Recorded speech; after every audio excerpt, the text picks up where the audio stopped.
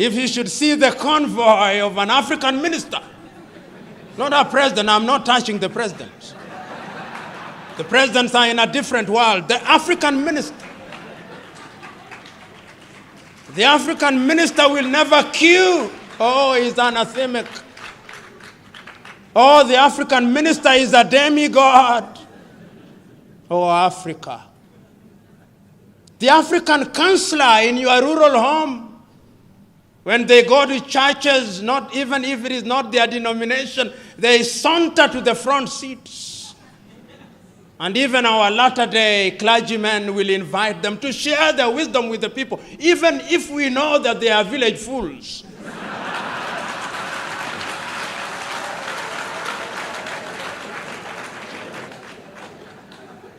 If there is anything that we must learn from Western Europe, is that they have gone through enough problems and they are capable of organizing their affairs, and they have demystified political leadership. We must demystify political leadership going forward. And once we do that, and I think we can do it because I can now begin to see something happening in Africa. Young Africans are beginning to ask searching questions. Africans are beginning to recognize that corruption is a cancer in our body politic. They are beginning to recognize that those who want to buy their votes don't mean well for them.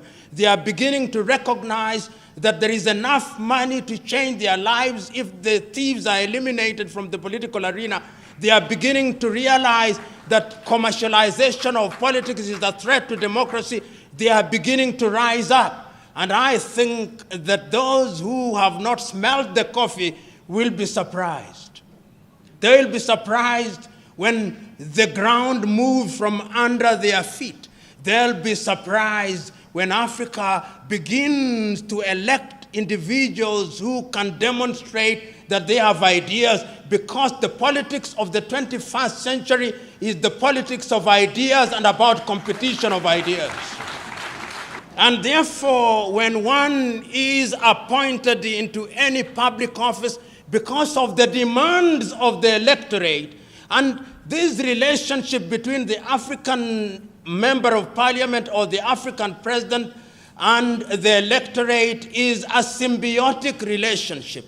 It is symbiotic in a very perverse manner. And I suspect I'm misusing the word symbiotic, but I'll use it or misuse it nevertheless, to the extent that it explains my point. What happens is that it appears that the electorate has allowed the so-called leader, because many of them are misleaders, to remain in their positions of power and to acquire as much as they can, on the understanding that periodically their loot will be shared with them. It is some kind of Robin Hoodism of a latter-day kind. And this Robin Hood kind of politics is a little bit different, at least from my understanding. Robin Hood robbed the rich in order to share with the poor. But our latter-day African Robin Hoods are in the business of robbing from the poor in order to give a pittance to the very poor. And this is what we are talking about today when we talk about commercialization. So that if you ask any typical African politician, how much does it cost you to be elected into parliament, they'll tell you it is in the millions. It is in the millions, and the millions they spend is perhaps 10 times more than they'll ever earn through their legitimate salaries. And I ask myself, if your salary in 5 years is going to be 1 billion Ugandan shillings, why should you spend 5 billion Ugandan shillings to get into that office? There must be something that we do not see, but you see, and I know what it is. What it is that getting into the office of the Member of Parliament, or indeed any other political office in Africa, is a guarantee that things will come. So that in many African countries, the politician is the major tenderpreneur. The politician is the gatekeeper. The politician is the one who receives the guests. He is the tax collector informally, aside from the URA. And in this regard, therefore, we must commercialize politics. We may blame the politicians, but what about the electorate? The electorate also is to be blamed. The electorate has insatiable thirst and hunger for things that they have not worked for.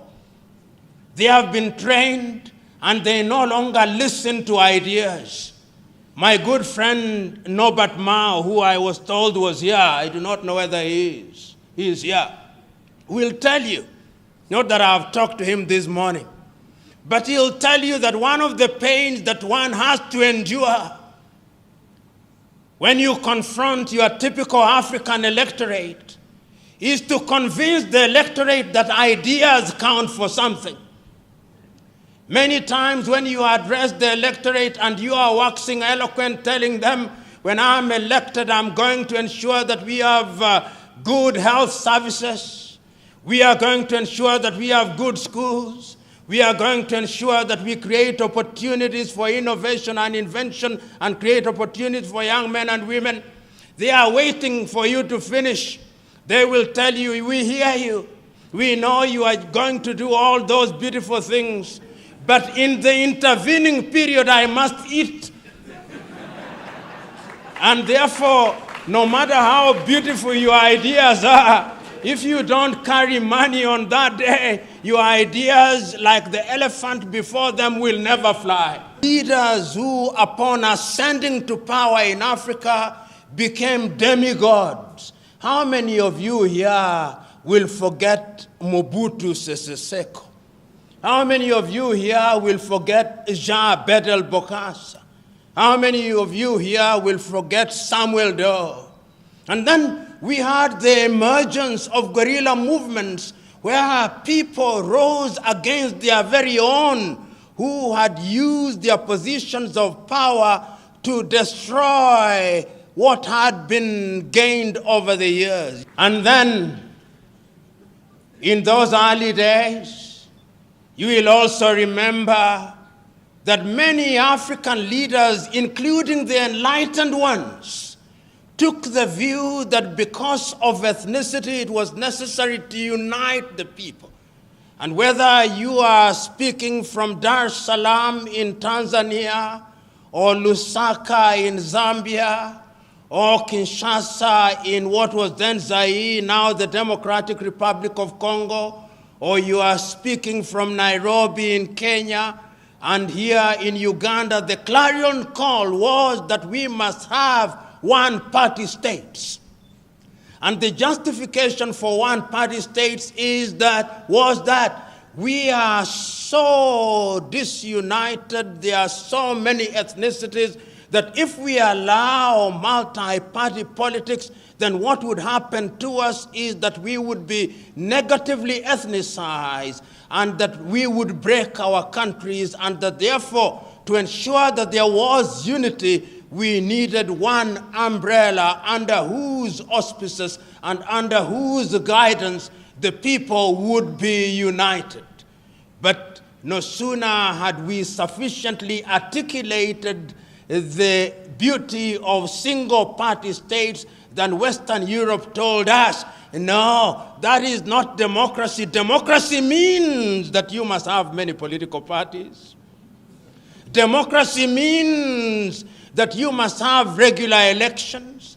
Democracy means that you must have the civil society, so that our brand of democracy as we embrace it today, I dare say without fear of contradiction, was not conceived in Africa.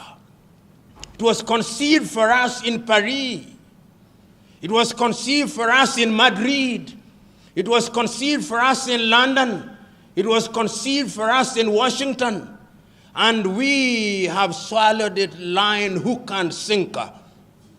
Africa does not tell our own story. Africa does not design what is in our best interest. Africa still waits to be told what is good and right.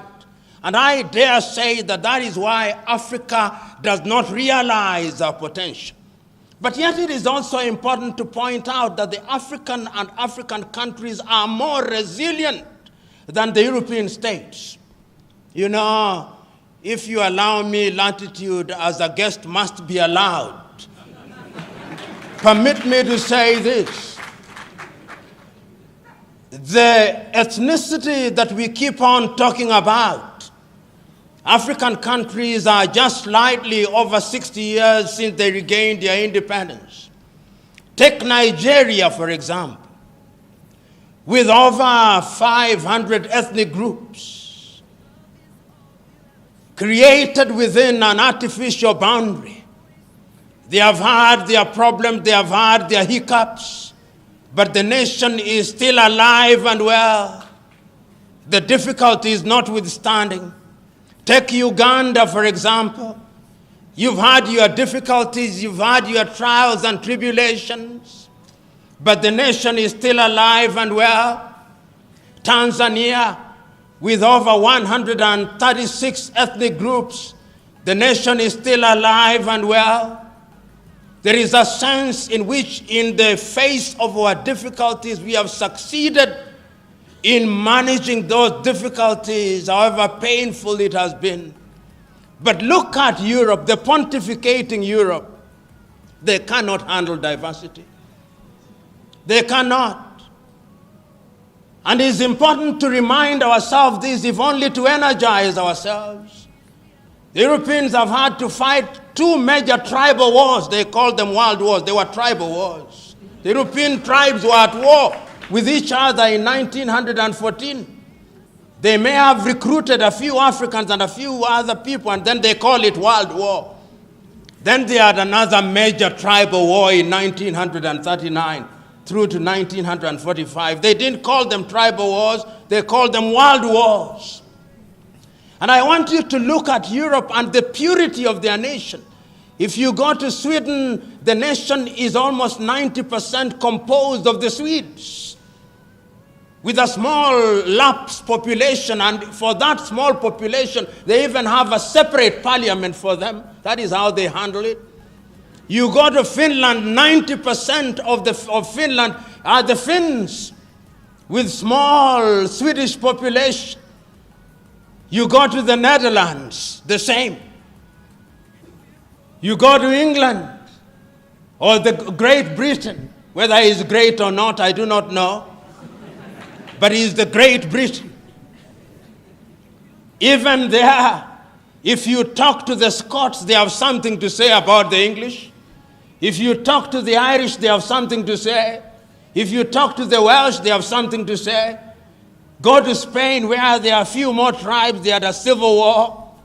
Go to Italy, largely the Italians. And you walk across to Eastern Europe. Yugoslavia was united as one nation under Joseph Broz Tito. Did they not produce many countries during our lifetime?